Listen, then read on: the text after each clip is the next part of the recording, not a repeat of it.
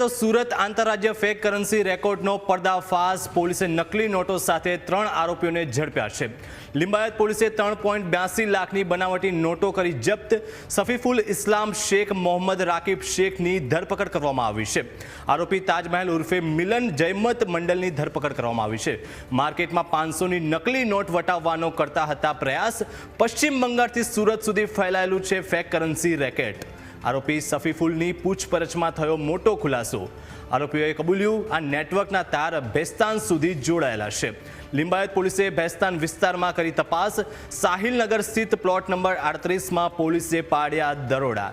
Room में छुपावेली 500 दरनी बीजी 363 Noto जप्त करवामां आवी छे।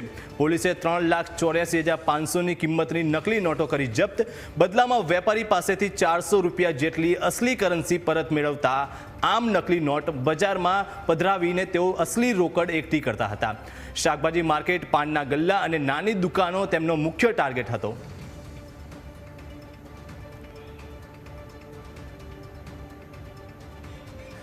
आ समग्र मामले माहिती आपवा माटे आपणी साथे जोड़ाई गया छे अमित।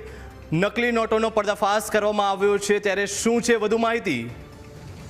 जी चौक्कसथी समग्र घटनानी जो बात करवामां आवे तो सूरतनी लिंबायत पोलीस द्वारा आज नकली करन्सी जे मार्केटमां फरती करवानुं रेकेट हतुं तेनो पर्दाफाश करवामां आव्यो छे अने सूरतना ज केटलाक किस्सामो पश्चिम बंगाळना एक कोई व्यक्ति पासेथी आ नोटो लावीने सूरतमां फरती करता होवानी वात छे सामे आवी हती। सफीकुल नामनो जे एक ईसम हतो ते मार्केटमां नकली नोट वटावता पकड़ायो हतो। वेपारीओनी सतर्कताना कारणे आ ईसम जे पकड़ायो हतो अने सफीकुलनी पूछपरछ बाद जे अन्य ईसमो छे ते पण जे पोलीस समक्ष तेमना नाम खुलता मोहम्मद राकीब नाजीमुद्दीन शेख अने ताजमहल उर्फे मिलन मंडलनी पण धरपकड़ कराई छे अने पोलीसने आ समग्र मामले 3,82,500 जे नकली बनावटी नोटो छे मળી આવી છે। મહત્વની વાત એ છે કે આ તમામ ઈસમો છે પહેલા તો કોઈ વસ્તુ લેવાના બહાને અલગ અલગ દુકાને જતા હતા।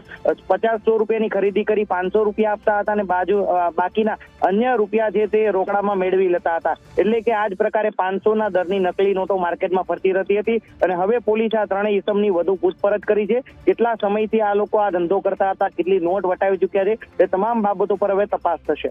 જી અમિત, સમગ્ર માહિતી બદલ આપનો આભાર।